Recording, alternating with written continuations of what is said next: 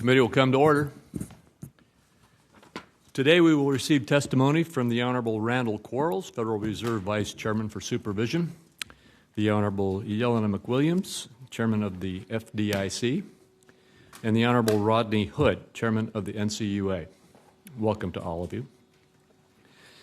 This hearing provides the committee an opportunity to examine the current state of and recent activities related to regulatory and supervisory activities of these agencies. It's been over a year now since the enactment of S. 2155, the Economic Growth, Regulatory Relief, and Consumer Protection Act, and the work of the agencies to implement most of the law's provisions, including the tailoring rules for U.S. banks and U.S. operations of foreign banks.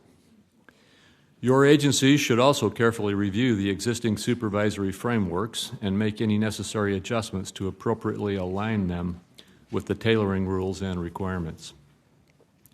On July 30th, 2019, all of the Republican Banking Committee members and I sent a letter to the federal banking regulators urging your agencies to finalize several outstanding provisions of S. 2155, such as the community bank leverage ratio and short-form call reports, and further tailor regulations to promote economic growth, including addressing the current expected credit losses accounting standard, the Volcker rule, the interaffiliate margin, and Madden. Thank you for acting on many of these priorities. I encourage you to continue exploring additional opportunities to tailor these rules.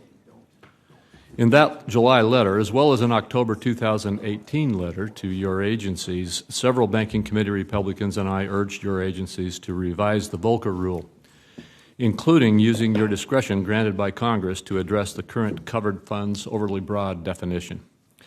Although your agencies have joined the SEC and CFTC to issue a proposal revising several aspects of the Volcker rule, which is appreciated, the covered funds provision was left relatively untouched.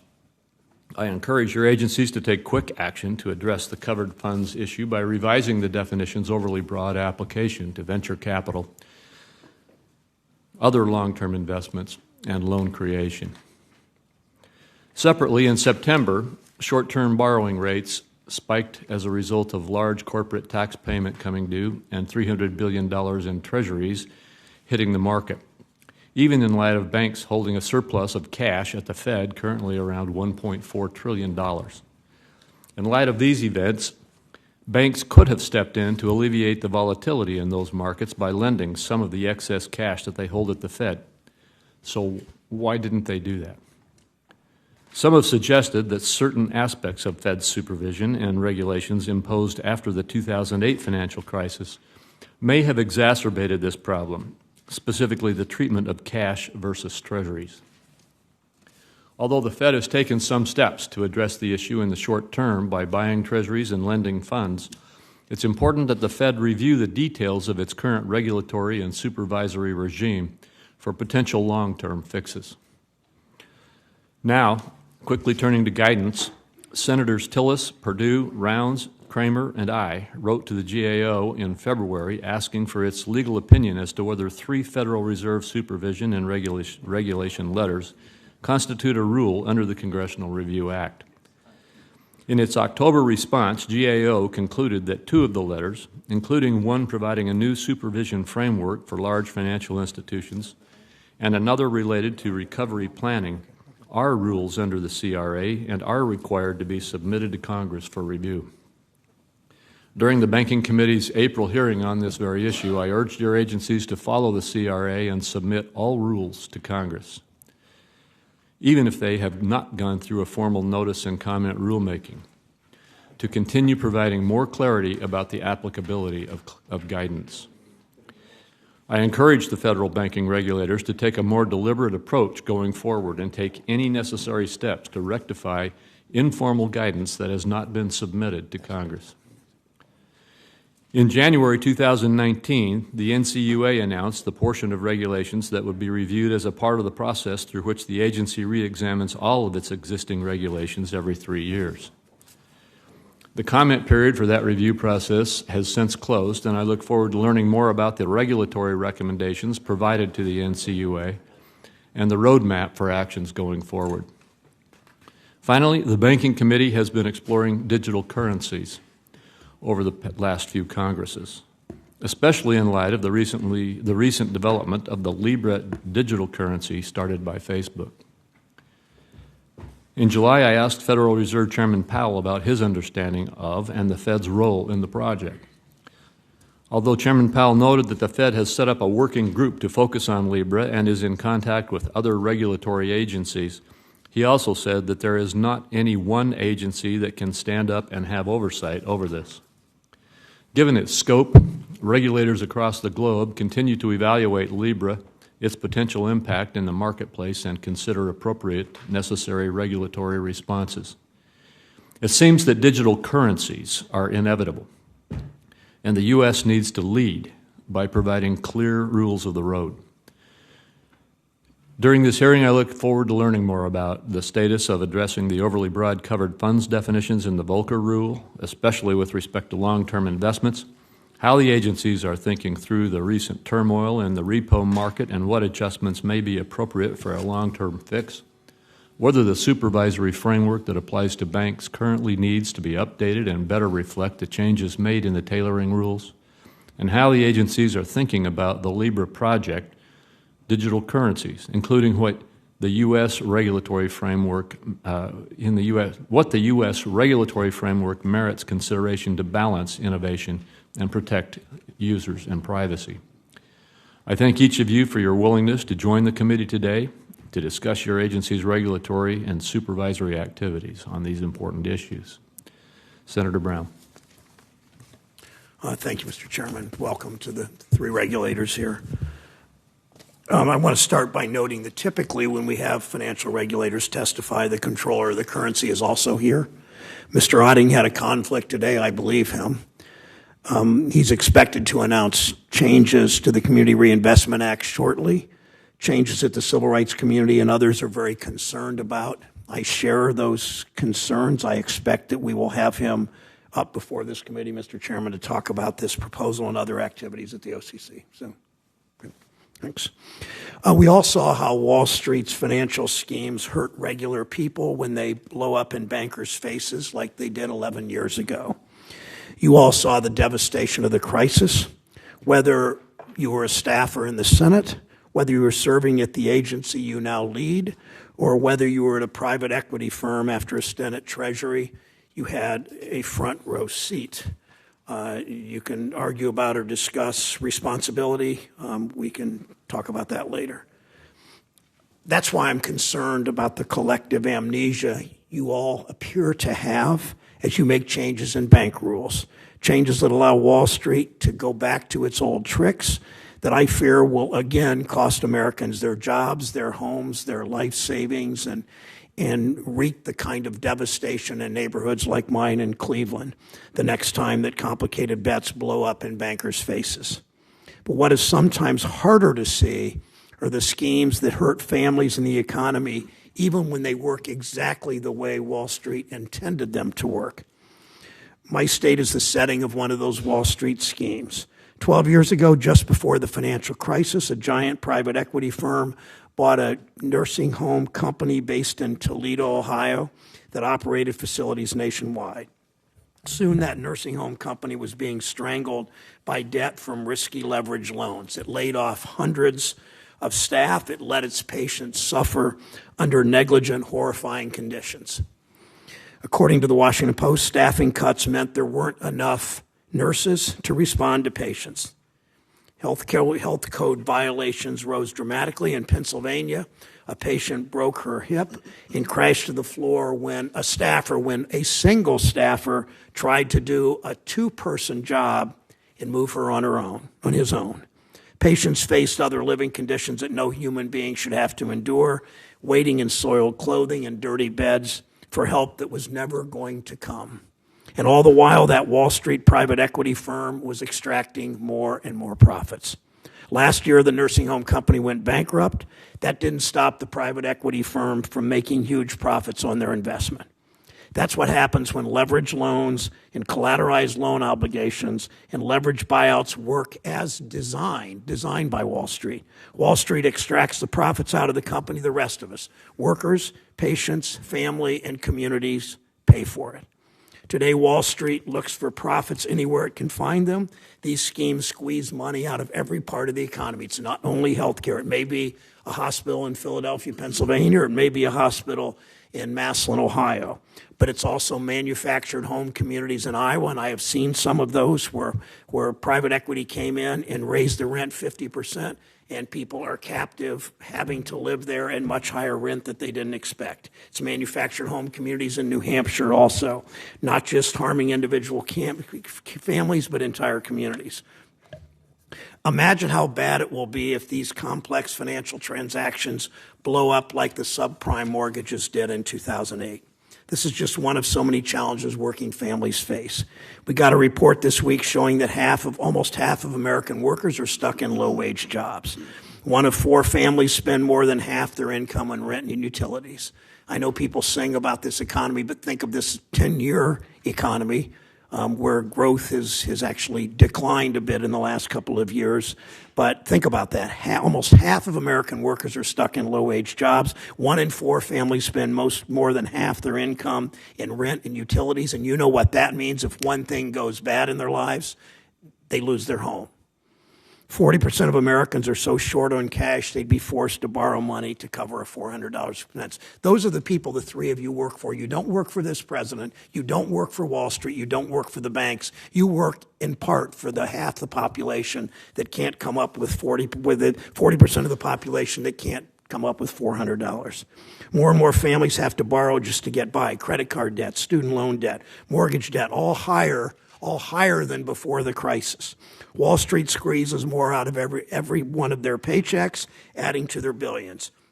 If regular Americans are struggling 10 years into this so-called recovery, when the stock market is booming, what will happen when there is a recession? This can't be how the financial system should work. The regulator's job isn't to protect profits for big banks and big companies. It's to protect our economy and our financial system and the ordinary families that the system is supposed to serve, not the other way around. I guess when candidate Trump talked about draining the swamp, he really meant betraying workers and giving Wall Street free rein, as we've seen begin to happen, means betraying workers and giving Wall Street free rein to prey on them and wring every last cent out of our communities.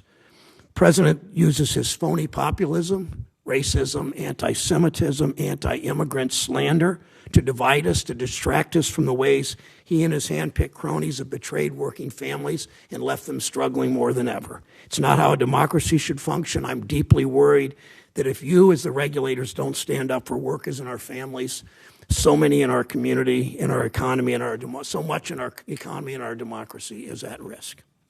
Thank you, Mr. Chairman. Thank you. We'll now turn to our witnesses, and I would ask you to give your remarks in the order I introduced you. We will turn to you first, Mr. Quarles. Thank you very much, Chairman Crapo, Ranking Member Brown, members of the committee. Thank you for the opportunity to appear today.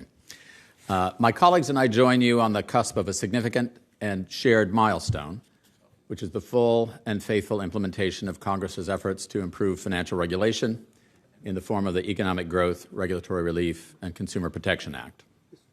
Today, I'll briefly review the steps we've taken toward this milestone, share information on the state of the banking system, and discuss the continuing need to ensure our regulatory framework is both coherent and effective. The Act was an effort to consolidate a decade of work on financial reform and a specific targeted response to the conditions facing today's banking organizations and their customers.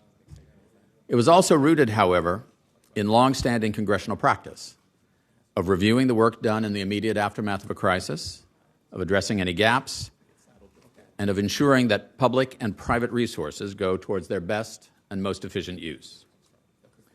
The Board's latest Supervision and Regulation report, which is delivered in connection with my testimony today, confirms that we have a stable, healthy, and resilient banking sector with robust capital and liquidity positions, stable loan performance and strong loan growth, steady improvements in safety and soundness, and several areas of continued supervisory focus including operational resiliency and cyber-related risks. The banking system is substantially better prepared to manage unexpected shocks today than it was before the financial crisis. And now, when the waters are relatively calm, is the right time to examine the efficiency and effectiveness of our protection against future storms. With last year's reform legislation, Congress made a significant down payment on that task, and in less than 18 months after the Act's passage, we have implemented all of its major provisions. Earlier this year, we completed a cornerstone of the legislation, tailoring our rules for regional banks and building on our existing work that firms with greater risks should meet higher standards and receive more scrutiny. We previously relied heavily on a firm's total assets as a proxy for those risks and for the costs that the financial system would incur if a firm failed. We have all but three. This simple asset proxy was clear and critical. It was rough and ready, but it was neither risk-sensitive nor complete. Our new rules employ a broader set of indicators to assess the need for greater supervisory scrutiny and maintain the most stringent requirements and strictest oversight for the largest and most complex firms. We and our interagency colleagues have also worked on a range of measures to address the issues facing smaller banks, with particular attention to the community bank business model. And our goal, through this period of intense regulatory activity, has been to faithfully implement Congress's instructions.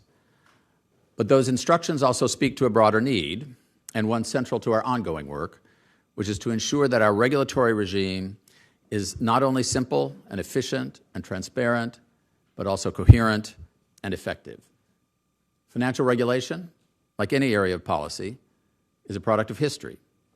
Each component dates from a particular time and place, and it was designed, debated, and enacted to address a particular set of needs. No rule can ever be truly evergreen. Gaps and areas for improvement will always reveal themselves over time. Our responsibility is to address those gaps without creating new ones, to understand fully the interaction among regulations, to reduce complexity where that's possible, and to ensure that our entire rule book supports the safety, stability, and strength of the financial system. My colleagues and I are paying particular attention to coherence in our capital regime and in the full set of post-crisis reforms, to a smooth transition away from LIBOR and other legacy benchmark rates, to sensible treatment of new financial products and technologies, and to clear, consistent supervisory communication which reflects and reinforces our regulations and laws. My written testimony and the accompanying supervision and regulation report cover each of these areas in greater detail, and I appreciate the opportunity to discuss them with you today. Thank you, and I look forward to answering your questions. Thank you very much. Chairman McWilliams. Chairman Crapo, Ranking Member Brown, members of the committee, and fellow staff. Thank you for the opportunity to testify today. 18 months ago, I began serving as the 21st chairman of the FDIC. During this period, the FDIC has undertaken a great amount of work with a particular emphasis on three overarching goals: strengthening the banking system as it continues to evolve, ensuring that FDIC-supervised institutions can meet the needs of consumers and businesses, and fostering technology, solutions, and encouraging innovation at community banks and the FDIC. The FDIC has made significant progress in each of these areas, and I appreciate the opportunity to share our progress with this committee. Before discussing the FDIC's work to strengthen the banking system, I would like to begin by providing context regarding the current state of the industry. The U.S. banking industry has enjoyed an extended period of positive economic growth. In July, this expansion became the longest on record in the United States. By nearly every metric, the banking industry is strong and well-positioned to continue supporting the United States economy. While the state of the banking system remains strong, the FDIC is continuing to monitor changes in the industry and work to further strengthen the banking system by modernizing our approach to supervision, including outdated regulations and increasing transparency, enhancing resolution preparedness, assessing new and emerging risks, and creating the workforce of the future. My written statement details the many actions the FDIC has taken in each of these areas. While these efforts are steps towards a stronger banking system, there are certain areas in which the needs of consumers and businesses must be addressed by more comprehensive reforms. We have been working diligently to update our regulations governing broker deposits, which were put in place over 30 years ago. In addition, we're working with our fellow regulators to modernize the Community Reinvestment Act and provide clarity for banks seeking to offer loans that meet consumers' small dollar credit needs. Finally, perhaps no issue is more important or more central to the future of banking, and frankly the present, than innovation. Technology is transforming the business of banking, both in the way consumers interact with their banks and the way banks do business. Regulators cannot play catch-up, but must be proactive in engaging with stakeholders, including banks, consumer groups, trade associations, and technology companies, to understand and help foster the safe adoption of technology across the banking system, especially at community banks. Since 1933, the FDIC has played a vital role in maintaining stability and public confidence in the nation's financial system. This mission remains as critical today as it was 86 years ago. But if we are to achieve our mission in a modern financial environment, the agency cannot be stagnant. Last year, I began a 50-state listening tour to engage with state regulators, FDIC-regulated institutions, consumers, and other stakeholders. At the outset of this effort, I emphasized the need to reverse the trend of having those affected by our regulations come to Washington to have their voices heard, but instead to meet them on their home turf. With 26 state visits in 18 months, I'm now more than halfway through the listening tour, which has been incredibly informative and has underscored the importance of seeking perspectives outside of the Washington Beltway. I look forward to visiting the remaining states and learning more about the issues that matter most to consumers and communities across the nation. Thank you again for the opportunity to testify today, and I look forward to your questions. Thank you. Mr. Hood. Chairman Crapo, Ranking Member Brown, and members of the committee, as the 11th chairman of the National Credit Union Administration, I am honored to appear before you this morning, and thank you for the invitation. I've written a very detailed statement that you all have for the record, but in my brief moment to speak with you this morning for my opening comments, I'd like to talk about 3 areas where I think that we have mutual interest. One is the current state of the credit union system. Secondly, I'd like to talk about NCUA efforts to foster greater financial inclusion. And then third, I'd like to talk about cybersecurity. Ladies and gentlemen of the committee, strong growth trends in federally insured credit unions are continuing in 2019. Roughly 119 million members are a part of America's credit union system today. That accounts for roughly 1/3 of America being a part of a credit union. Credit union assets approximate $1.54 trillion through the end of the third quarter of 2019. Credit unions have also recorded a very strong aggregate net worth ratio of 11.39%. Roughly 400 basis points above the 7% statutory requirement. The Credit Union Share Insurance Fund is also healthy at this time, with roughly assets of $16.7 billion, well above the $10 billion level that the fund was at just over a decade ago. We also have posted a very strong equity ratio. Overall, year-to-date operating results evidence a very healthy and solid federal credit union system. I'd now, ladies and gentlemen, like to talk about NCUA's efforts to foster greater financial inclusion. I deeply believe that financial inclusion is indeed the civil rights issue of our time. Inclusion means not only broader access to financial services, but also to employment and business opportunities. We at NCUA have just launched the Second Chance Initiative, where our board voted on that final rule just recently, for nonviolent criminal offenders to have employment opportunities with credit unions. This creates opportunities for these individuals to climb the economic ladder and have opportunities for greater financial inclusion and shared prosperity. I agree with you, Senator Brown. It is troubling to read in a recent Federal Reserve survey that nearly 40% of American households cannot afford to pay for a $400 emergency. Even more troubling is that that percentage increases to 60% for families with a disability. This is why I am definitely pleased that NCUA and its board has approved PALS 2, a short-term, small-dollar loan product that serves as a responsible alternative to pernicious payday loans. These loans that we're creating through the PALS program are often being coupled with our credit unions with financial education, financial counseling, and coaching, further helping these individuals achieve access to broader financial services. Rural America must also be involved and included in financial expansion and inclusion. That is why I'm also pleased that NCUA has worked to provide hemp guidance to the agricultural community to help individuals learn how to work with this emerging business trend and reminding them of the importance of following the FinCEN guidance.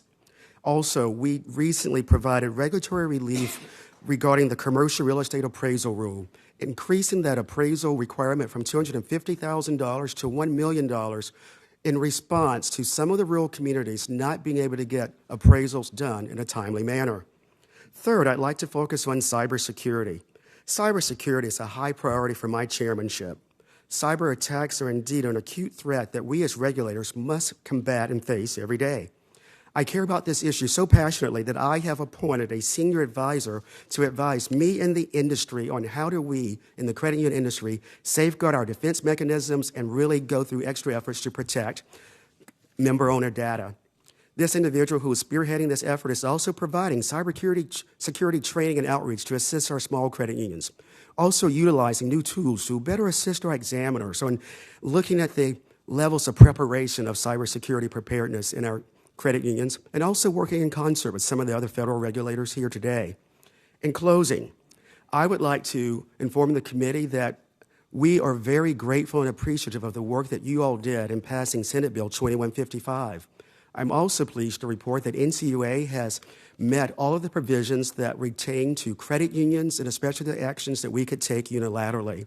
So if I look for opportunities to work with you in the days ahead, I would like to look for opportunities to promote greater financial inclusion, economic mobility, and shared prosperity in America's underserved areas. Thank you.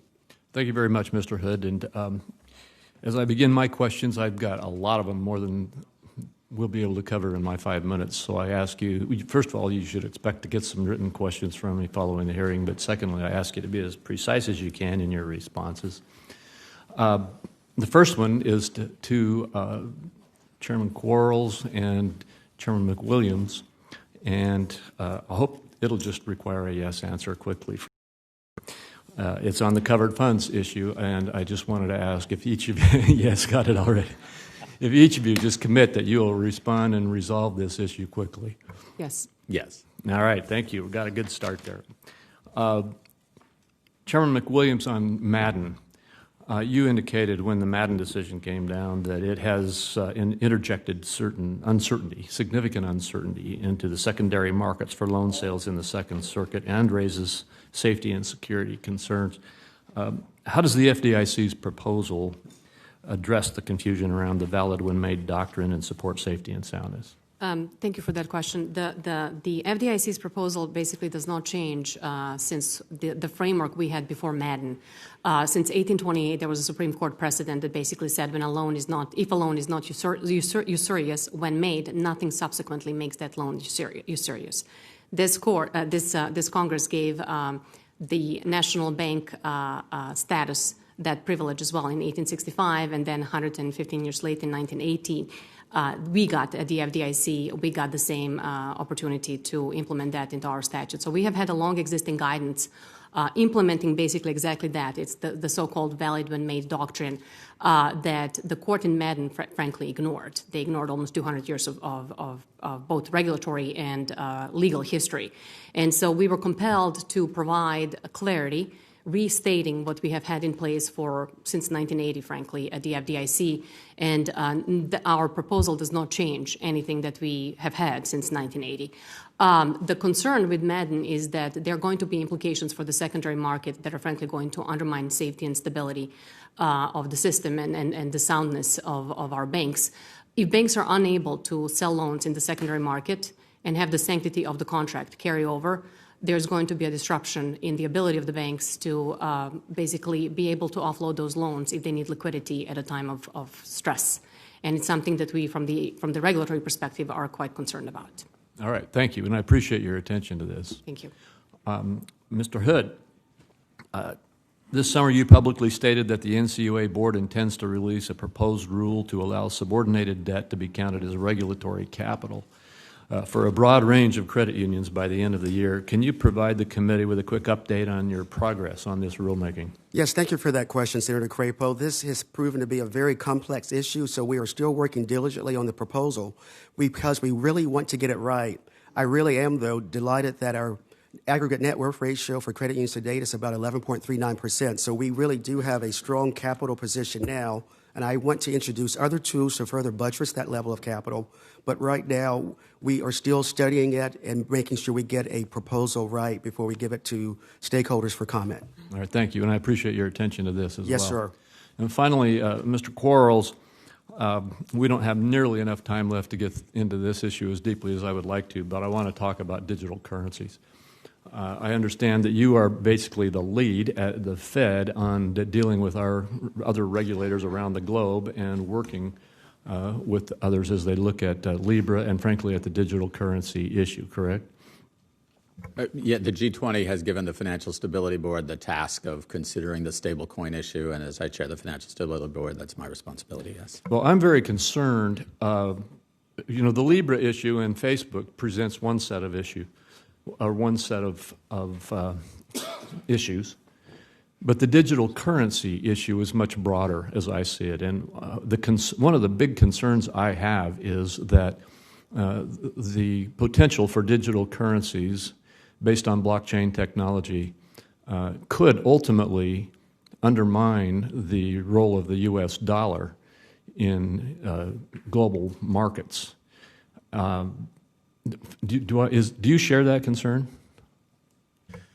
I think that would be a very long-term concern if you consider the current proposals for stablecoins. Those that rely on a basket of currencies to anchor their value or include a very heavy weight towards the dollar, just given the role of the dollar internationally currently, and that would be likely to be the case for some time. But over a long period of time, that would be an issue we'd need to think about. Well, as other nations, for example, were to pursue that, wouldn't that give them the ability to basically try to start shifting away from the dollar, the utilization of other currencies? If other currencies were more useful in the payment system, more useful forms of payments, again, I think it wouldn't be an immediate effect, but over a long period of time, that would be a factor, yes.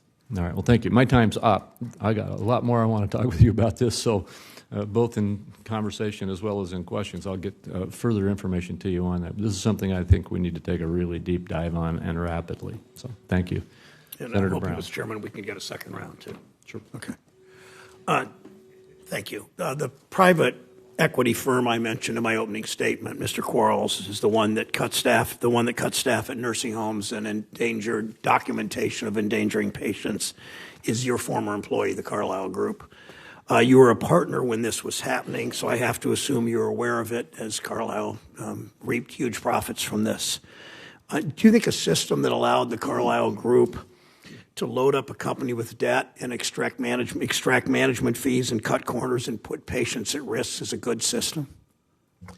I actually wasn't involved in that transaction at all, so not wanting to speak about the details of that transaction, I do think that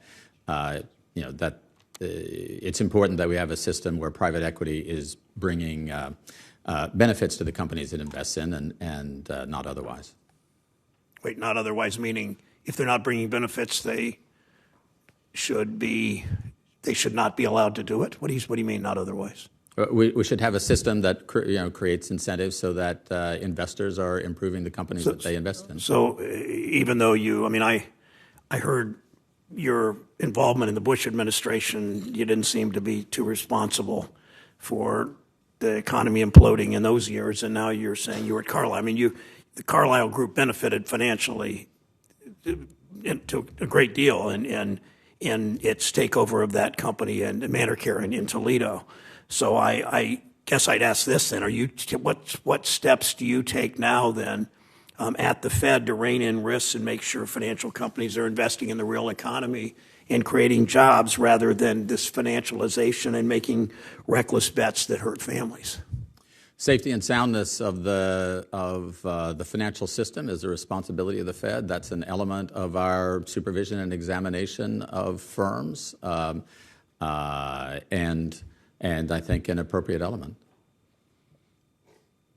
That doesn't seem very proactive. I mentioned private equity because they're the biggest users of the riskiest kind of leverage loans, as you know, which they dump on companies that they got for profits. It's been 6 months since I raised concerns in letters and in hearings over leverage lending. You've shifted from it's not a problem, your earlier answers, to we need more data. What specific abuses that are not already happening in leveraged lending market would you have to see to convince you to crack down on these risks? Well, we have taken supervisory action with respect to leveraged lending, Senator. Earlier, it's not that we'd said that it's not a problem. I think we've been trying to draw a distinction between is there a financial stability risk versus is there a potential contribution to a future business cycle downturn of current underwriting practices. With respect to the latter, a focus of the last two shared national credit examinations, where all of the regulators together look at the largest loans, that are shared among a number of institutions, a focus has been leveraged lending and the evolution of underwriting practices, as to which we have had a concern, and I think they're familiar to most people here.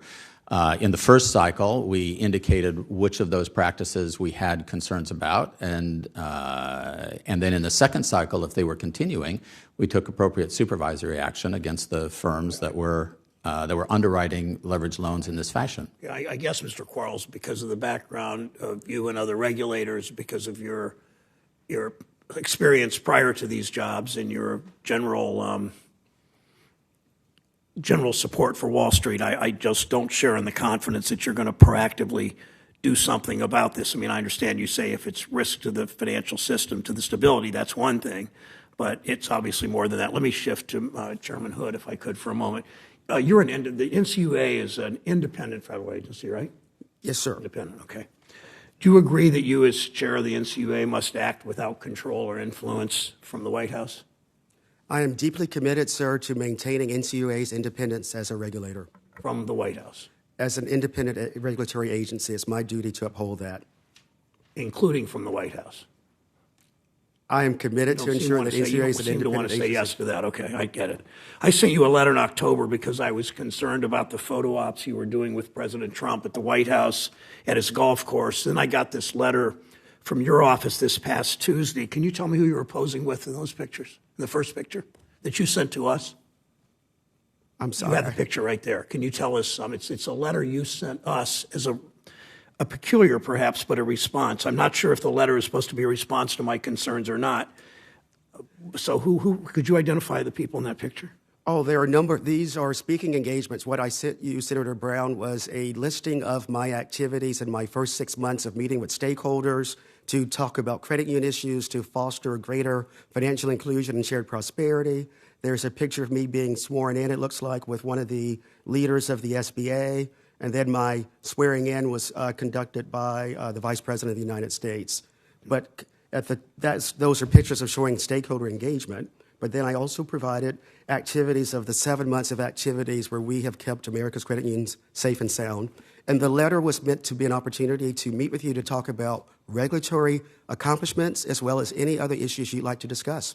Okay, I just am not sure you understand what independent regulator means. From your letter back to us, from your statements about speaking as a body, as from the NCUA as a body, and from your other activities with the president. So I hope the lesson you take from that, Mr. Chairman Hood, is that you are, in fact, independent from the person who appointed you, the administration that sponsored you, from anybody that might have influence on you. Thank you. Senator Kennedy. Thank you, Mr. Chairman. Thank you all for being here, and thank you for giving so much to our country. I'd like to use my first couple of minutes, Madam Chair, talking to you about industrial loan companies. You know what those are. They're basically banks, but they're not regulated like other banks. They're authorized at the state level. Some of our largest companies are starting to use these industrial loan companies to take deposits, for example. And I think competition is good. Competition is a moral good. But I worry that they're not regulated like the other banks. And I have a bill called the Eliminating Corporate Shadow Banking Act, just to make sure that these industrial loan companies are on a level playing field with everybody else and are properly regulated. You know, not too hot, not too cold, just right. Could you give me about a minute of your thoughts on that? I have not had an opportunity to take a look at your bill, and as a former staffer, It's a good one, just trust me. I know your staff support, and I believe it's probably a good bill. So Congress gave us authorities to regulate ILCs, and frankly, as we look at the ILCs, we only have a couple of dozen ILCs in existence right now. The ILCs of the past are looking different than probably, than the applications we're getting at this point in time. That is true. At the depository institution level, Congress gave us ample authorities to regulate ILCs. And when But they're not regulated the same as banks, is that correct? they have a different regulatory structure. So we regulate a depository institution that Why collects don't they just deposits. have the same regulatory structure? From the Wouldn't it save money if you did them all the same way, just economies of scale? So from the perspective of the depository institution, the ILC is regulated the same way as a bank. In fact, when Congress gave us authorities to approve deposit insurance for ILCs, it gave us the same statutory standards as it did to banks. Let's talk further about this. Sure. I disagree with you on that. I don't think they're regulated the same, and I just don't understand why everybody's not treated the same. I want to go to Chairman Quarles for a second. I think our community banks are doing very well, in large part, or in substantial part as a result of the work of most of the members of this committee when we passed Senate Bill 2155. I am still concerned about our large banks. We all remember 2008. From my standpoint, in 2008, the leadership of some of our largest banks took their banks to hell, and government rode shotgun. They haven't been tested. Our economy's much better, and it is still healthy, but we know at some point we'll have a recession. I think had we not passed our Jobs and Tax Cuts Act, we would be in a recession now. I think it was Buffett who said you don't know who's swimming naked until the tide goes out. So, do we still, Mr. Chair, do we still have banks that are too big to fail? I think that the responses, I think that the regulatory response, the post-crisis body of regulation, will have given future regulators in the event of stress at a large institution many more options than they had before to resolve that institution or to take other actions rather than bailing them out. Do you think we still have banks that are too big to fail? I think that the way that I look at that question is, will regulators in the future, will the government in the future, when it's faced with stress at a large institution, have an option other than providing support for the continued life of that institution? I think those options will exist, yes. Will one of those options be come to Congress and we appropriate a bucket load of money to bail them out? I hope that doesn't happen. The purpose of the framework is to ensure that regulators have options so they don't do that. But unless I'm one of them, I won't be able to control their future actions as to what they might ask for. I would say now, however, that if they come up and ask you for that, you should be aware that they will have many other options in front of them than they had at the time of the last crisis. Okay. Thank you. Chairman Hood, if you have a few minutes afterwards, I'd like to get a photo. Be okay? Senator Menendez. Thank you, Mr. Chairman. Chair McWilliams, I understand that when you first came to the United States, you only had $500 in your pocket. I did.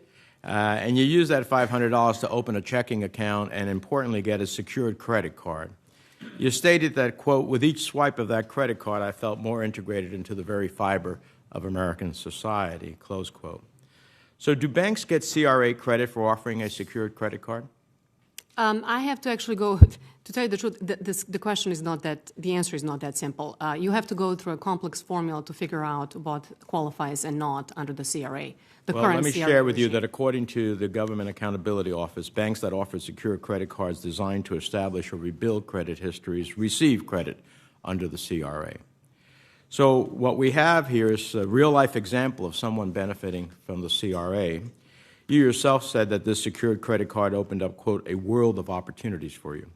So I would hope that as you decide how to move forward on potential changes to the CRA, that you'll take to heart the need to strengthen the CRA so that more Americans can benefit from this important civil rights law, just as you did when you first came to the United States.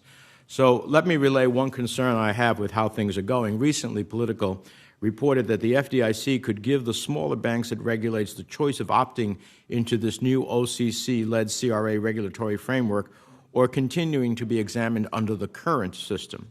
That could lead to a situation where banks themselves choose to participate in the model that gives them the best grade and not the one that best measures whether their activities are effectively addressing the needs of their communities. If adopted, do you know what percentage of FDIC-regulated banks would have the choice to opt into the OCC approach? So the proposal is still being worked on. One of the options we considered was the opt-out for small banks. Opt-in, opting into the new regime or keeping the existing regime. The main reason for the opt-in opportunity would be to provide an ability for small banks not to have to change their reporting requirements and how they go through the analysis of what qualifies for the CRA. Small banks, the number of small banks will, if they decide to opt in, would depend on what threshold we pick for the cutoff. So you don't know yet what number because you haven't decided on the threshold. It's not firm. We are looking at numbers and making But sure. I hope that other than, we want small banks, yes, to have less less necessity in terms of paperwork, but we don't want them to have less necessity or obligation in terms of creating a portal of opportunity. I agree with you. Under the CRA. If most FDIC-regulated banks would be able to opt in, then aren't you, if that's what happens, then aren't you simply making a political calculation that best protects the interests of the banks you're charged with regulating over those who stand to benefit from a strong CRA rule? Isn't, in essence, the threshold going to determine whether that's the reality or not? No, actually it is not. The reason that I'm willing to consider reform to the Community Reinvestment Act is because the Act has not been revisited since 1995 by the regulators. And Congress, you gave us the authority to take a look at the Act and make sure it serves its intended purpose. Currently, we have digital delivery channels for banks that are not necessarily accounted for appropriately in the current assessment areas. The way that the deposit taking now takes place is everything gets attributed to a branch. And now with the digital channels, excuse me, there's a lot of deposit taking that's taking place outside of this area. And we want to make sure that under the reform of the CRA, those areas where the digital banks are functioning and offering, taking deposits and offering services are served by the CRA. Let me just say that age itself is not a reason to review the Act. Certainly to improve and strengthen the Act is something worthy. But you don't want to, at the end of the day, use the time in which the Act has not been reviewed to weaken it. So I'm concerned that you're all trying to have it both ways, not fully endorsing the flawed OCC plan that allows most of the FDIC-regulated banks to choose which system they're measured under, but also not standing up and fighting for a better CRA standard than what Comptroller Oeding has proposed. So I hope that the end result is that I'm wrong on that, but I'm going to be looking with incredible intensity. I look forward to proving you wrong, Senator. I'm always happy to be proven wrong when it's benefited consumers. Vice Chair Quarles, 5 years ago, if you want to follow up on comments that Senator Kennedy raised to you about banks, the regulators adopted the liquidity coverage ratio to require banks to hold additional capital that they could draw upon in a crisis and thereby reduce the risk of another taxpayer bailout. But in October, the Federal Reserve finalized a rule that would reduce the liquidity coverage ratio by 15% for big Wall Street banks. Now, S2155 didn't require the Federal Reserve to reduce the LCR, and the banking sector hasn't gone through a full economic cycle while the previous LCR rule was in place. So at a time in which we see record growth among the banks, the fantastic times, the banking sector reported a $62 billion in profits in the second quarter of 2019, a 4.1% jump from 2018. Why is now not the time to shore a bank's liquidity, not reduce it? We saw what happened in the in the repo market, and I have real concerns that instead of taking the moment of strength to strengthen the banks, you're just giving them more running room to get into trouble. Do I have time to respond briefly, Chairman? Yes, please. Yes, briefly. thank you. So for the large Wall Street banks, we didn't change their liquidity requirements at all. Those remain the same for the GSIBs.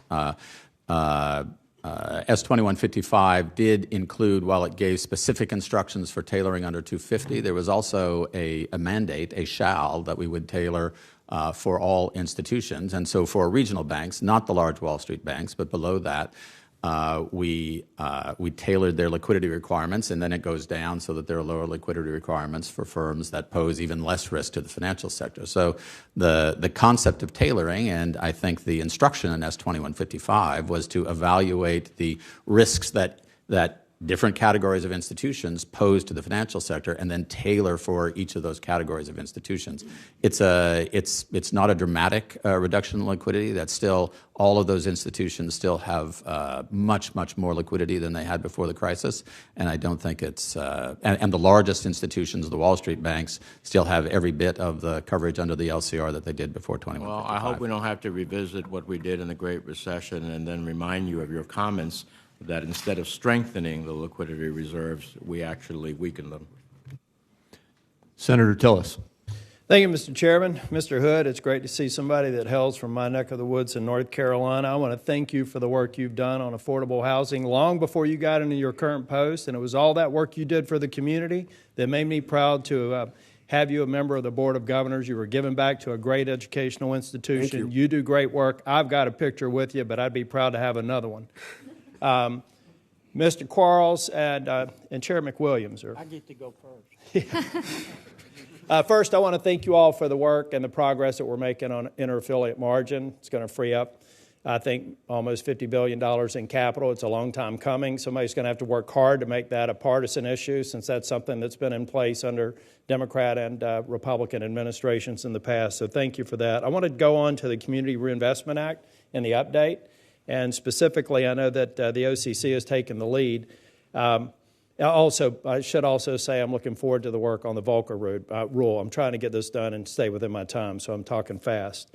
On the rewrite, Chair Quarles, is the Fed going to play a role in the CRA rewrite, along with the FDIC and the OCC? We have been very actively engaged with the OCC and the FDIC. At the governor level? At the governor level, absolutely. We've been very actively engaged, and the proposal that is evolving has benefited from a lot of Fed input. Well, if you look at that, I don't think that's been touched since about 1977.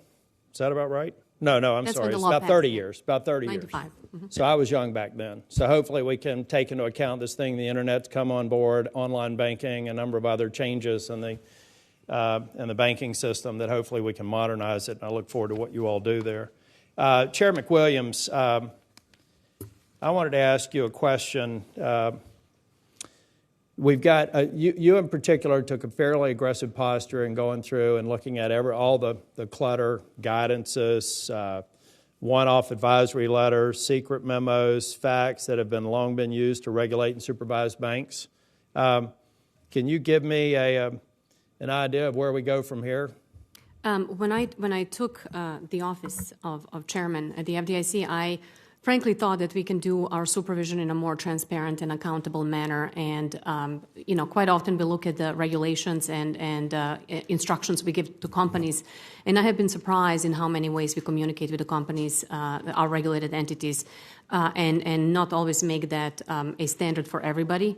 But we do like one-off letters here and there. And so my goal for the staff at the FDIC has been to comb through, tell us what regulations and need updating, and not only because of the passage of time, but because technology has simply changed. The way the banks do business has changed.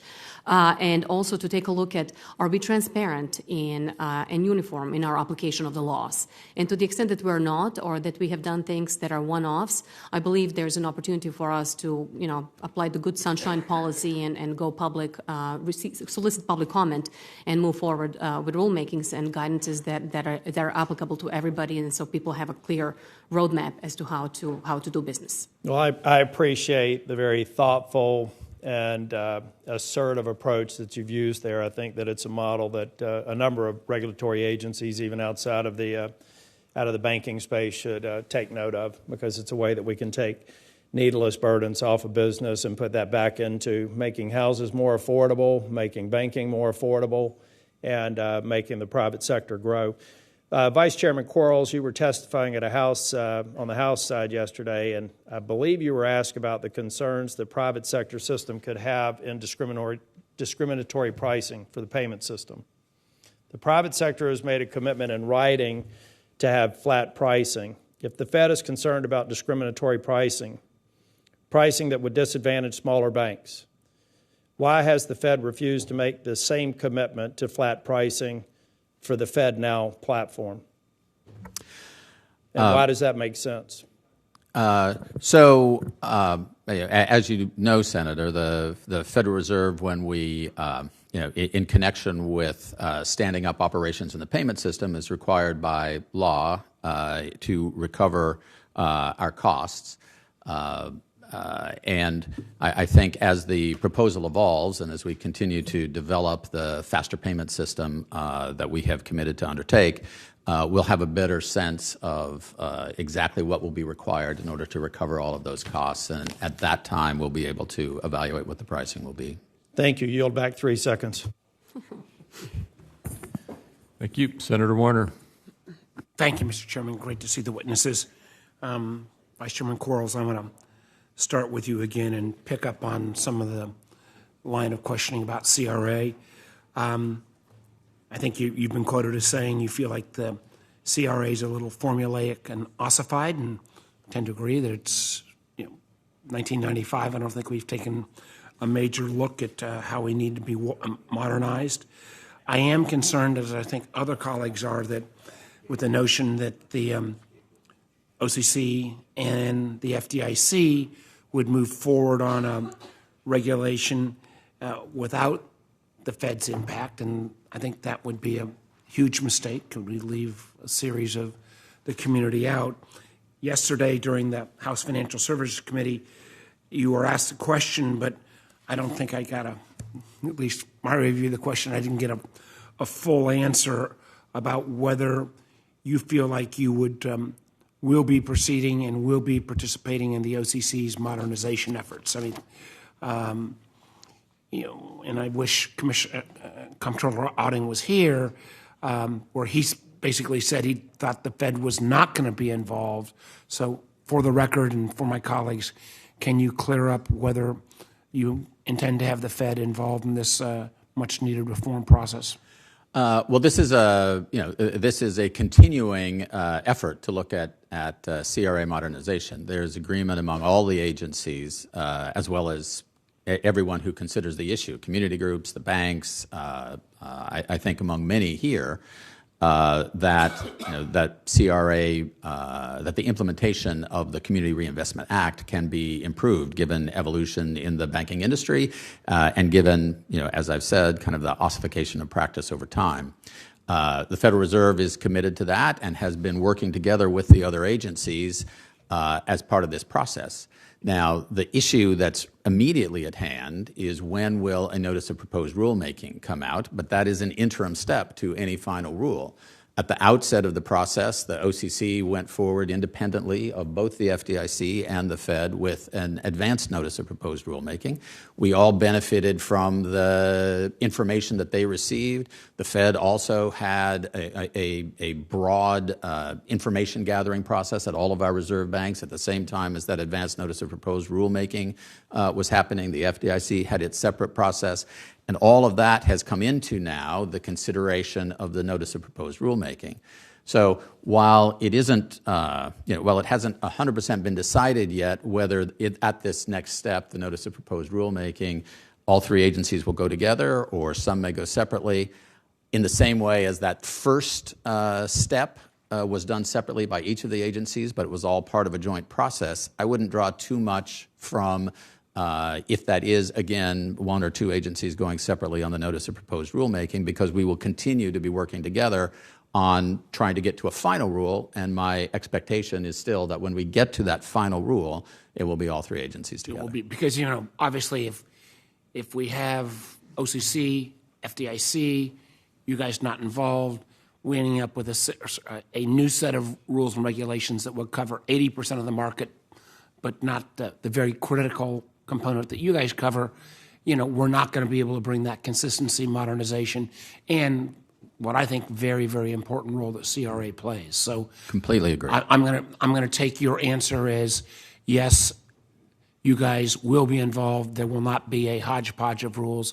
There will be a uniform final answer that will include all three regulatory agencies. That's the objective. Okay, so that is a yes. As I tried to put as many words as possible in your mouth, but it will be all three. Well, yes would be one of the words that I would say, but yes, as that is the objective, is that we are aiming to get to a final rule altogether, and if it happens that the interim steps happen at different speeds, I wouldn't draw too much from that. One of the things that I know also is, as your role of chair of the Financial Stability Board, I know you've been conducting this in-depth analysis of CLOs, and obviously we've seen the numbers grow. We realize this is both has a national but also international implication in terms of involved with the G20. When do you think that study is going to be done, and when are we going to get a chance to look at that? We should be making that public very shortly. I think early in the new year. It's being circulated among the members of the Financial Stability Board, the results of it currently, for final sign-off. My time has expired, although I couldn't get away without my colleagues being here and saying there's broad bipartisan work being done on this committee on what we call the Illicit Cash Act, which deals with AML, beneficial ownership, I think issues that have been long and needed review. The chair and the ranking member are going to, I know, take some of the work that we've done and build upon it. My really strong hope is that we can move sooner than later on that really long overdue piece of reform and regulation. Thank you, Mr. Chairman. Thank you. Senator Shelby. Thank you. I pose this question to all of you as regulators. What's your current assessment of the overall health of the U.S. financial system compared to conditions, say, in 2007-8? We'll start with you, Chairman Quarles. Absolutely. We have it's a much healthier banking system. We have significantly higher levels of capital and liquidity. We have a focus on the resolvability of institutions to address the too big to fail question that was not there before. Financially, it is much stronger. Chairman McWilliams. Absolutely much stronger, both for the large banks and small banks.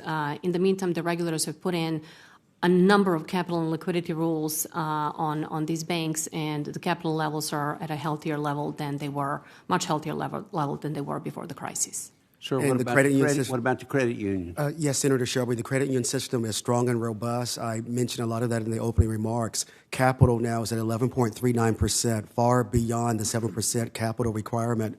And also, we have a very strong insurance share fund of $16.7 billion, which is far beyond the $10 billion coming out of the recession. As regulators, have any of you ever known a financial institution to fail, to go under, that is well capitalized, well managed, and well regulated?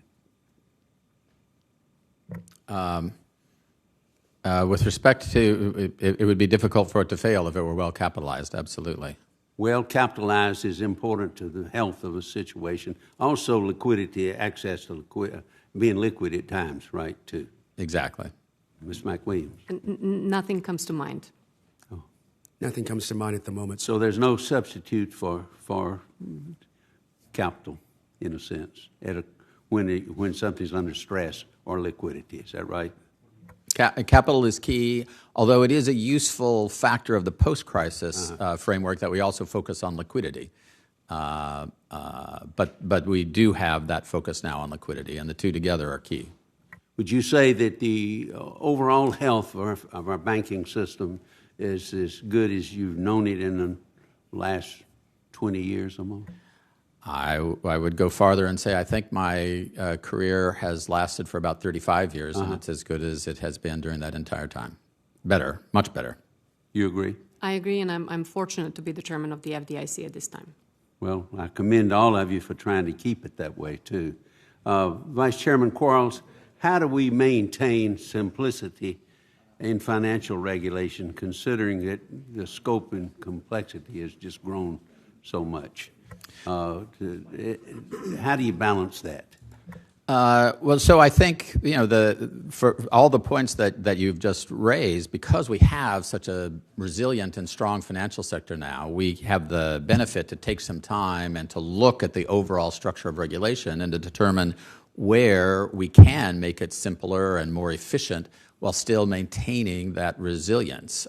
One of the things we proposed at the Federal Reserve, for example, is to take our 24 different measures of loss absorbance resiliency, various capital measures, TLAC, et cetera, and to combine them into our stress capital buffer that would be much simpler and yet retain exactly the same level of resiliency.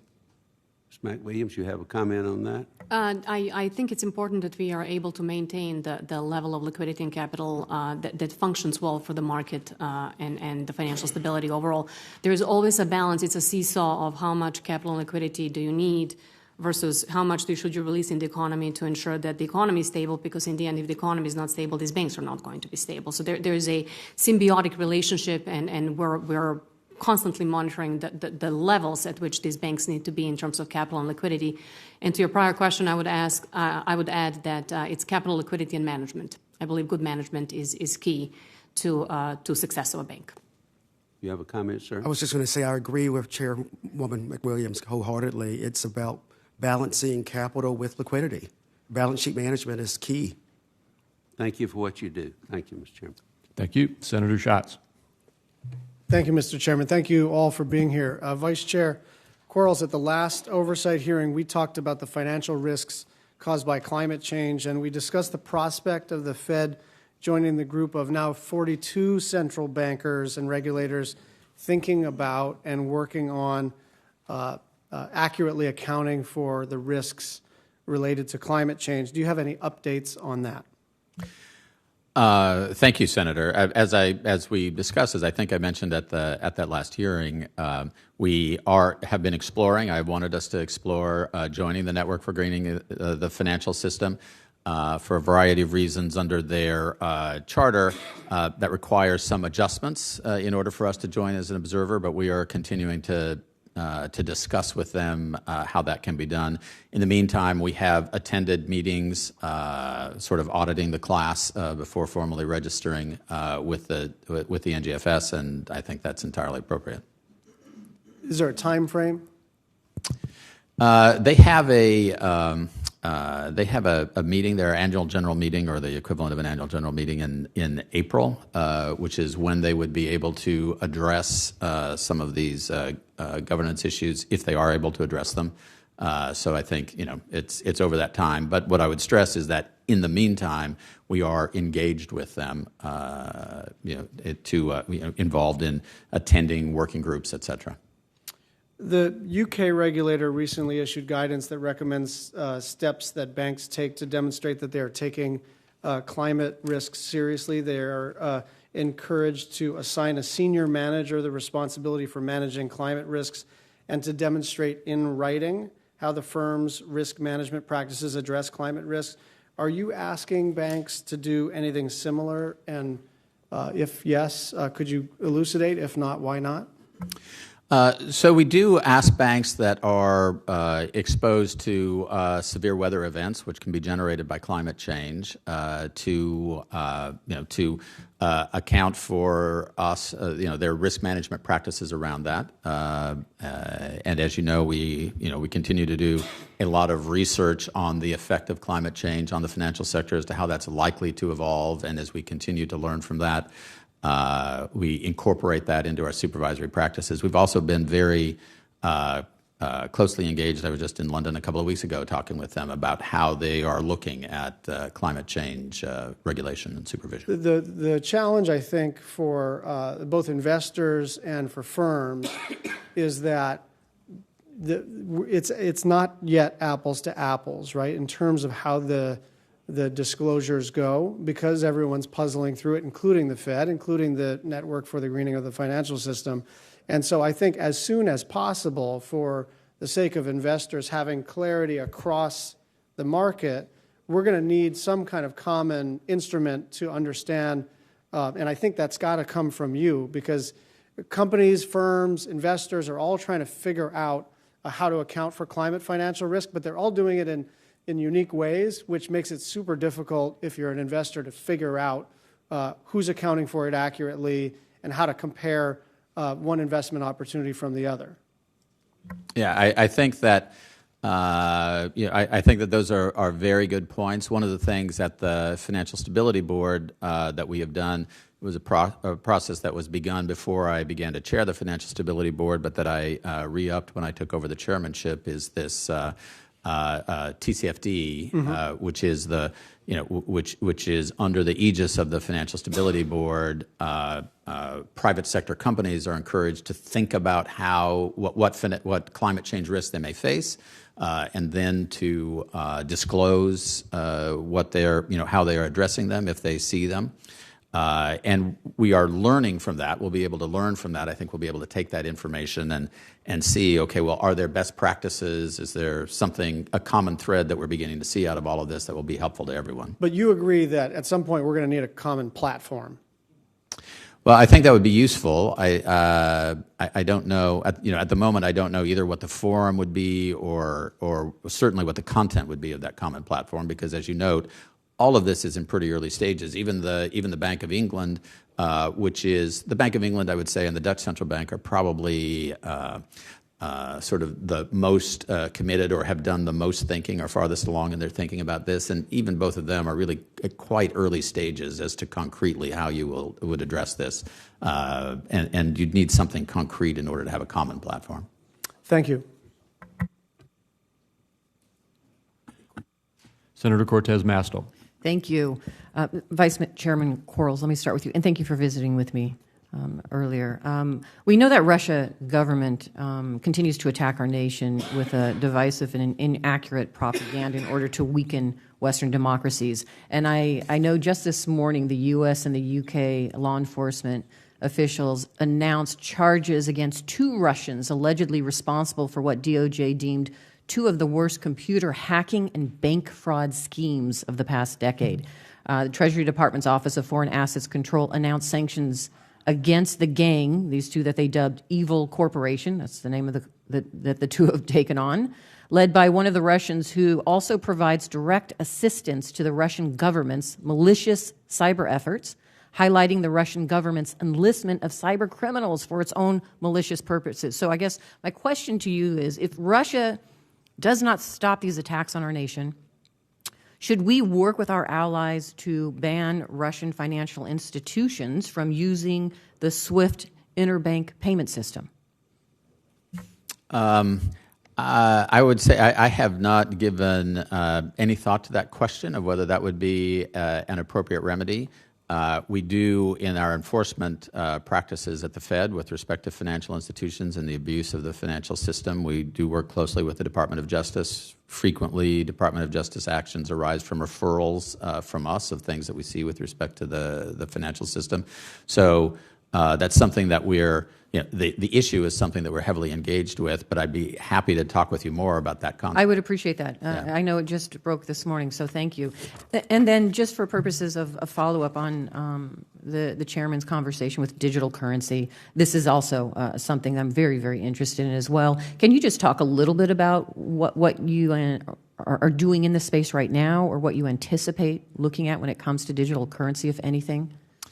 So that's at very early stages. I would say that until kind of the recent international focus on stablecoins, there was a general sense among most of the central banks of the advanced financial economies, with isolated exceptions such as Sweden, that digital currencies were not really necessary. They weren't addressing a serious need in those economies. They would be something that might be more rapidly adopted in emerging markets for a variety of reasons, maybe the same way as emerging markets sort of jumped over landlines to cell phones. Right.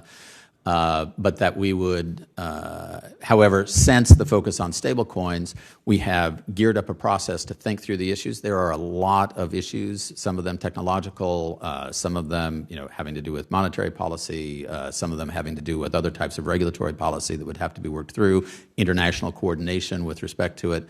We're at early stages there, in part because up until, I would say, this summer, it was an assessment, and I think the right ex-ante assessment that it was not sort of a high priority for the United States, and most advanced financial economies shared that view. Okay. But it's something that is obviously, and here's my concern, is I appreciate that it's in its initial stages, but I don't think it's something we can assume nothing is going to happen with. And so we at least have to put resources to start behind it, to start looking at and addressing this. And that's what I'm hearing you're doing. Absolutely. Great. Absolutely. Thank you. Chairwoman McWilliams, studies show that without the Community Reinvestment Act, the homeownership rate in our country, and especially for Latinos and African Americans, would be much lower. And I understand the FDIC is considering proposed changes to the Community Reinvestment Act. So how would proposed changes to the CRA close the racial, ethnic homeownership gap? And is that something that is on your radar as you look at making these changes? It is absolutely on my radar as we're looking to make the changes. I think that the Act, frankly, can be revised to do more for those communities, and it can do a whole lot more for rural communities, for small businesses, small farms, family farms, Indian country. The Act has not been updated since '95, and all I'm asking from folks is that be open-minded to see when these proposal changes come through. Give us feedback. If there is something that you're concerned about that's not in the proposal, let us know. The intent of the proposal is basically to solicit comment from stakeholders, including members of Congress and their constituents. And the intent here is not to undermine the purpose of the Act and what Congress intended. In fact, my personal intent is to strengthen it and make sure that the things that were not existent in '95, but that do actually help low and moderate income and minority communities get enhanced credits under the CRA and are accounted for appropriately. And Senator Menendez had a line of questions. I was a member of the low and moderate income community, and it's not with any malice or bad intent that I would like to take a look at this act, but more so to make sure that the banks, especially large banks, national banks account for about 70% of the CRA activity, are doing their part and doing it in a way that makes sense and clarity for them, but also gets added benefit to those communities. Thank you. Thank you, Mr. Chairman. Thank you. Senator Van Hollen. Thank you, Mr. Chairman. Thank all of you for your testimony today. Vice Chairman Quarles, I know you and I have a difference of opinion on this, but since I've raised it in all the hearings we've had with your colleagues, I do want to say that I fully support the overall decision of the Fed to move forward on a real-time payment system under the FedNow umbrella. And I hope that you will all move with speed on that effort. That is the intention, Senator. Thank you. Chair McWilliams, I have some questions related to the issue of rent-a-bank schemes to evade state usury laws. I know this was an issue addressed in the House yesterday and here in this hearing a little bit. I understand that the OCC and FDIC proposed the rule to provide, supposedly provide clarity on this issue in the wake of the Second Circuit decision in Madden versus Midland. My view is it was probably premature to move forward. I think in the preamble of that rule you say, or the FDC is not aware of any widespread or significant negative effects or credit availability or securitization on credit availability or securitization markets having occurred at this point as a result of the Madden decision. And what I worry about, and I know that your fellow Commissioner Marty Gruenberg shared my concern, is that you've sort of put your foot on the scale in a blunt way, which I think will be interpreted by some to give a green light to some of these schemes. You stated in the House yesterday that your only purpose was to address a longstanding principle Congress gave, that when a loan is made and the interest rates are not usurious at the time the loan was made, that subsequent events don't make those loans usurious, right? But my question is this. Would it be usurious at the time of the loan if the sole purpose of that loan was to evade the interest rates under state laws of the entity's licensing state? It's a great question, and the position we have taken at the FDIC under our existing authorities is that we basically determine what is the home state for the bank. And there's a test we go through, and this is the issue that I think people are convoluting, the so-called true lender issue versus valid but made, two different separate legal doctrines. The proposal we issued literally took what we had pre-Madden and put it on paper and opened it up for public comment. And that's all we did. So this is based on the authorities Congress gave us in 1980, gave it to the OCC in 1865, and the language I quoted yesterday from, probably poorly, quoted yesterday from usurious rates is from the Supreme Court case from 1828. But here's the issue, if I may. I mean, there's a report that one of the and this problem has gotten worse because we have a lot of non-bank lenders now who are taking advantage of the current system. So a CEO for one of those non-bank lenders said on an earnings call recently, I quote, he was talking about a California law. As you know, in California, a piece of legislation would limit the amount of interest that can be charged on loans from $2,500 to $10,000. Similar to our recent experience in Ohio, we expect to be able to continue to serve California consumers via bank sponsors that are not subject to the same proposed state-level rate limitations. Clearly telling folks on his earnings call that they were going to use this scheme to evade state usury laws. So my question is, why not provide guidance in your rule as to what the test is, instead of just sort of sending a green light that's saying, go for it? Because that's the way a lot of people are interpreting. Why not provide some standard for what you would believe does not constitute a valid loan, a loan that does violate state usury laws? A couple of things on that, and those people who are saying that we gave them a green light, go for it, are mistaken, both on legal principle and the regulatory framework we have, including congressional language that was given to us in 1980. A couple of things. States have an opportunity to opt out under Section 27 of the FDI Act, 27A. In fact, Congress gave states an opportunity to opt out of the interest rate portability regime. That's, again, not an issue for the FDIC or the issue that we have addressed in this rulemaking. And the second thing is that we actually specifically said in the preamble to our rule that we look unfavorably upon the so-called rent-a-bank charter, as you referenced it. The purpose here is not to evade the law, and we are not going to allow banks to evade the law. But saying you're going to look at something unfavorably without specifying exactly what standard you're going to apply in determining whether it's unfavorable, it seems to me creates a green light. That's the concern. It's one you're going to look unfavorably, but you don't clarify what the standard there may be. I understand we have, I understand someone can bring a case and spend a lot of time trying to dig up the evidence, but a rule from all of you would be helpful, it seems to me, in clarifying this. Mr. Chairman, I have some questions on the CRA, but I'll submit them for the record. Well, thank you. Senator Tester. Thank you, Mr. Chairman. Thanks for holding the hearing. To you and Senator Brown, I want to thank all of you for being here. Appreciate your work. I will say, leading off, that I am disappointed that Mr. Otting is not here. I think it's critically important. We hear from all the regulators. I got no dog or fight with him. I voted for all you guys, and I voted for him too, and it'd be nice to have him here. I think it's important. Okay. So for the last 18 months, I've heard from bankers that come into my office that Montana being a state where agriculture is the #1 industry, that if things don't change with the egg prices at the farm gate, people are going to be in trouble in the next 18 months. We're at the end of that 18-month period.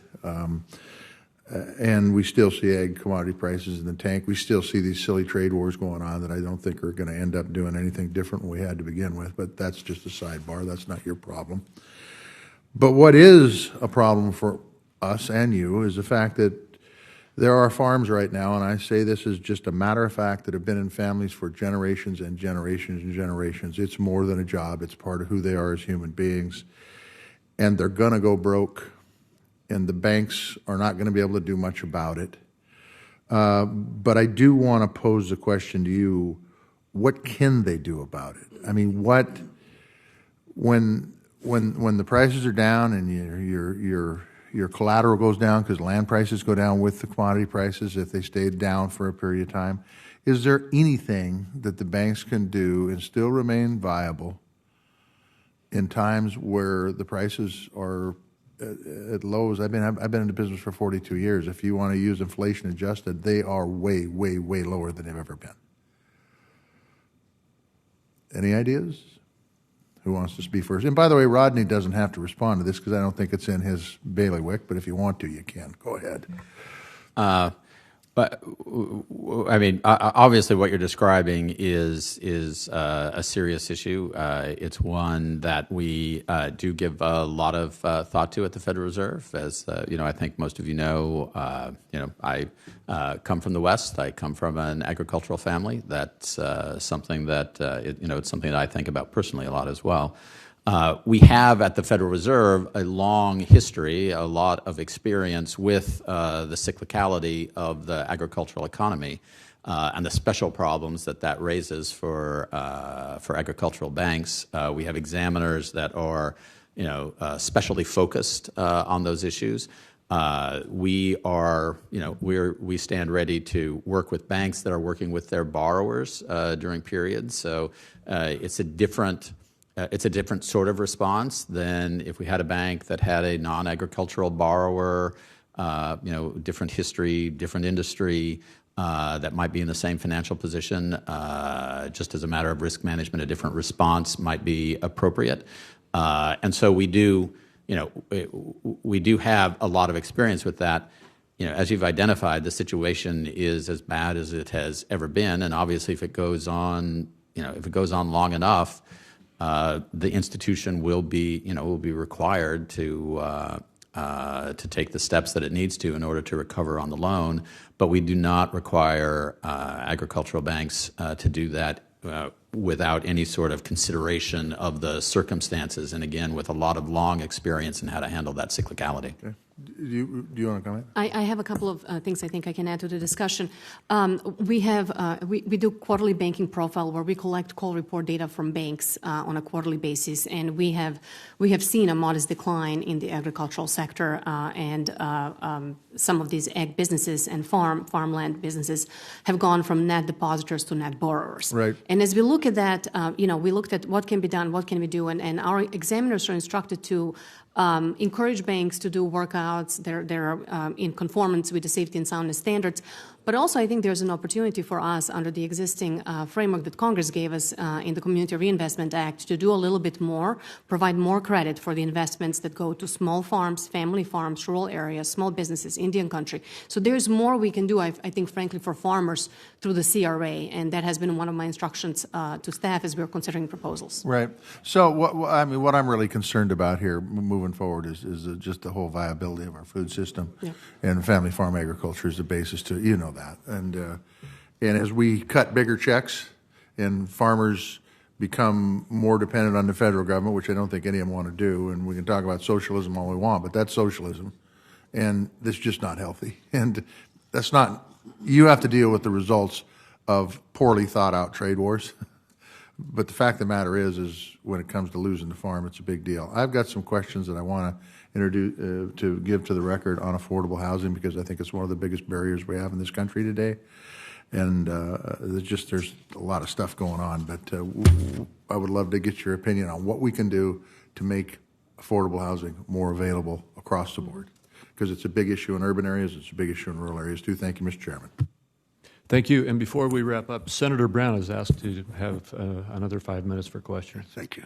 And I concur with what Senator Tester said. Housing is everything.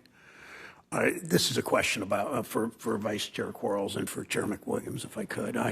When we were considering the chairman's bill 2155 to deregulate the largest banks, the chair of the Federal Reserve, Chairman Powell, promised the bill did not require getting rid of rules for foreign mega banks.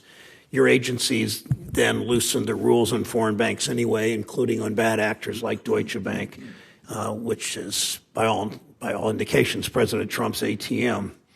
Did the bill require you to loosen rules? This goes first to you, Ms. McWilliams, then Mr. Quarles. Did the bill require you to loosen the rules for those banks? Yes or no? The FDIC only has backup supervision for the largest banks, including foreign banks.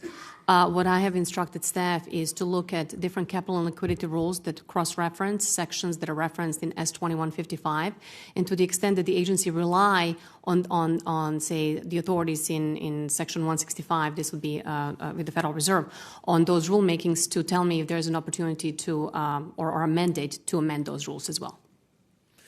Mr. Vice Chairman, Mr. Quarles, did the bill require you to do that with foreign? 2155 did not itself instruct or require that we make those adjustments. Other elements of the banking law do require that we take national treatment into account.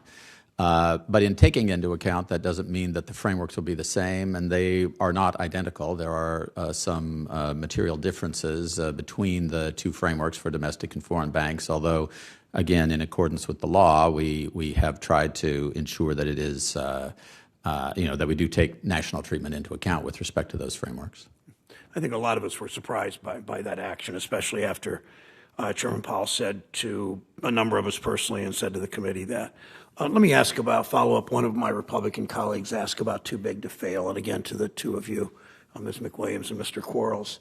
You had recently relaxed requirements for living wills. Dodd-Frank requires the largest banks to submit living wills that demonstrate they can credibly be resolved under normal bankruptcy procedures without harming the economy.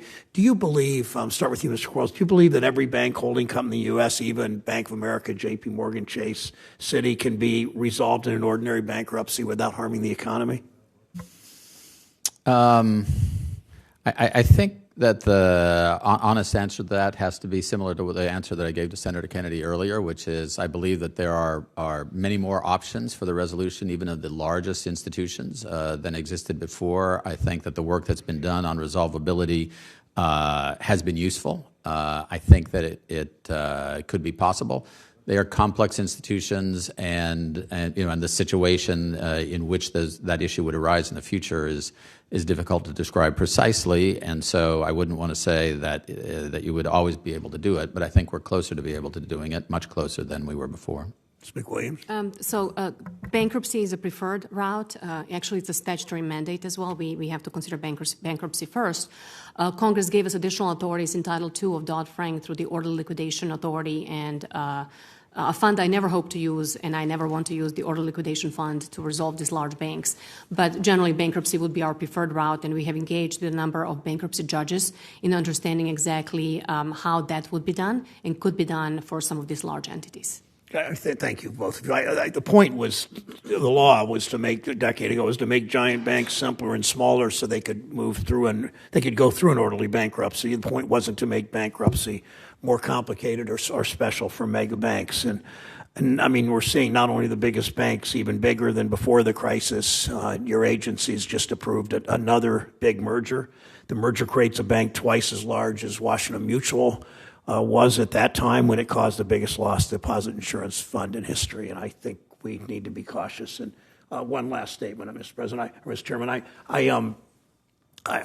heard the comment earlier about as the bank, your 35 years experience, Mr. Quarles, and that the banking system is, I don't remember because you said bigger, stronger, more stable.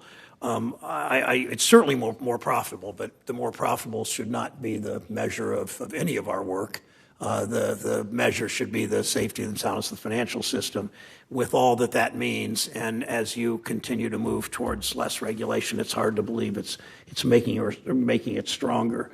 It seems to me your agencies are making the market less competitive by weakening rules for the largest banks, allowing them to make risky leverage bets rather than requiring them to provide banking services in the places where it's needed most. In weakening, gutting regulations, you claim to be making the economy work better for small businesses and farmers and workers and small banks, but your actions pave the way for mega banks and Wall Street to make the same risky bets that shuttered businesses and banks, and those actions, I think, betray this economy. Thank you, Mr. Chairman. Thank you, Senator Brown, and I again appreciate our witnesses and the attention that you have brought to these issues here today. And as I said at the outset, I appreciate the work you've been doing to effectively implement Senate Bill 2155 and also basically frame our regulatory approach in the ways that best strengthen our economy, strengthen our opportunities for strong housing and for jobs and benefits and growth in our economy. And look forward to the next time we have an opportunity to bring you before us. Again, thank you for being here. Thank you.